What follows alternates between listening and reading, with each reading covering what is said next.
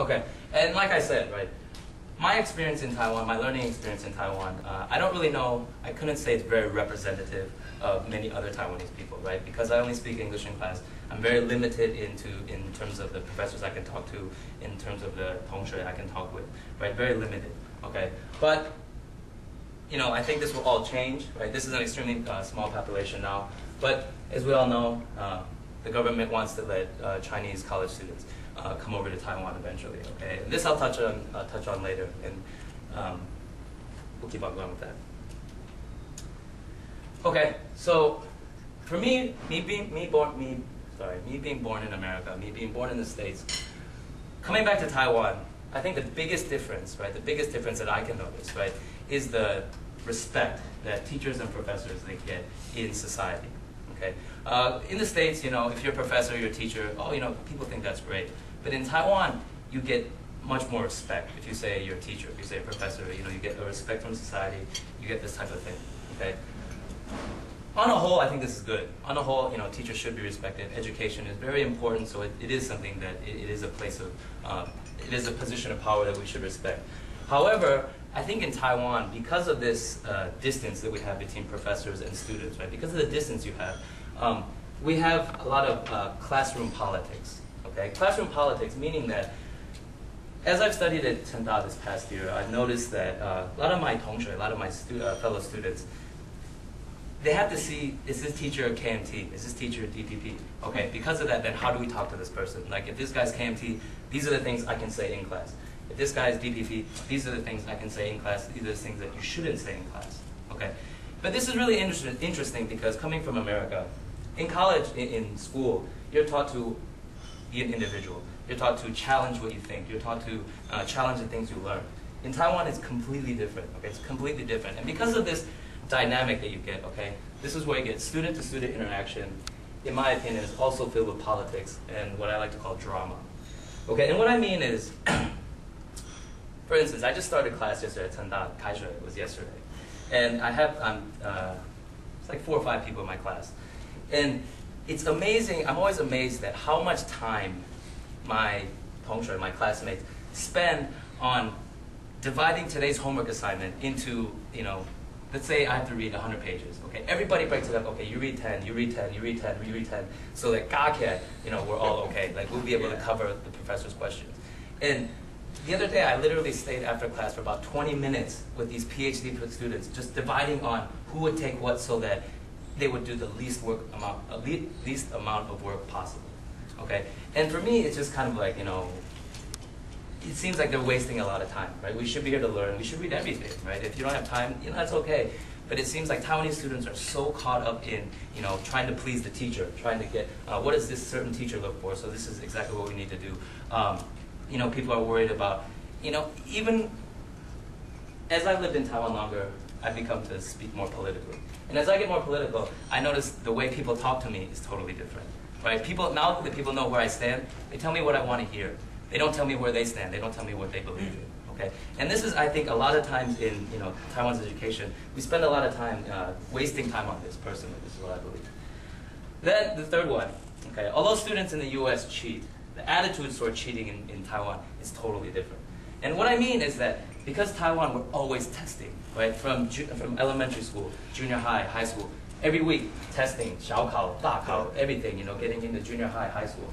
What happens when you have a environment where all you're doing is testing? Well, then kids just cheat because they just need to memorize it for this quiz. Next week, they don't need to remember it. Next month, they don't need to remember it. So you have all these people that the very first time I took a test in Taiwan here at Tsinghua, you know, it was a 期末考, right? I come in, and, you know, sitting next to me are 2 of my Taiwanese students, right? I come in, I sit down. Right away, one of my friends just takes out, a cheat sheet?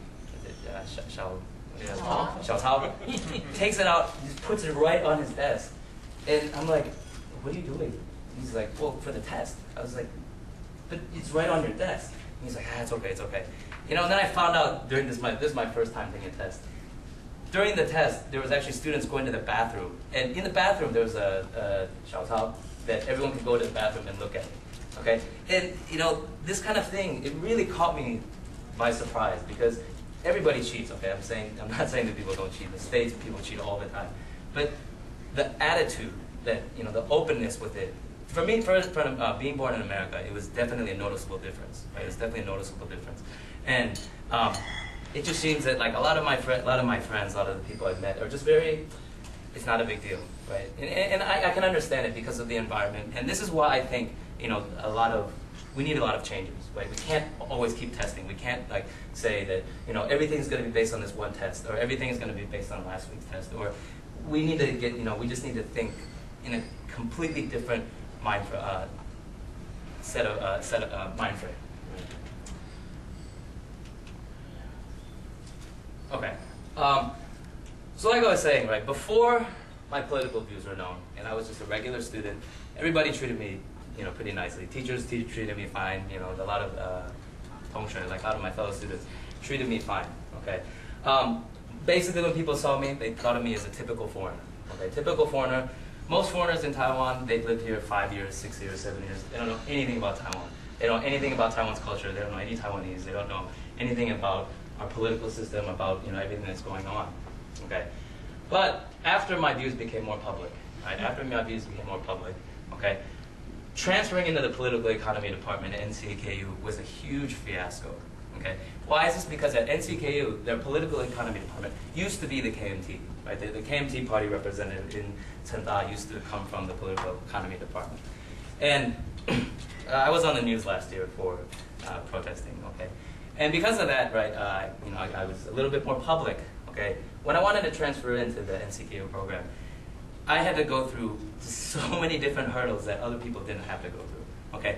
I was asked at one point to write a letter promising that I would study hard and that I would not get too political, okay? And this is really funny, being that I'm actually going to be a political economy student, okay? As a political economy student, could you ever imagine your professor saying, don't learn too much about politics and don't get too involved, right? How is that possible, right? And I was told, don't get too political, and then I actually had to write a letter promising that I promised to study, okay? And I really think, for me personally, this is a double standard, right? If today I was KMT, I'll say, like, if today I was KMT, I would have gotten right in. I would have gotten no problem. It would have been much, much easier, okay?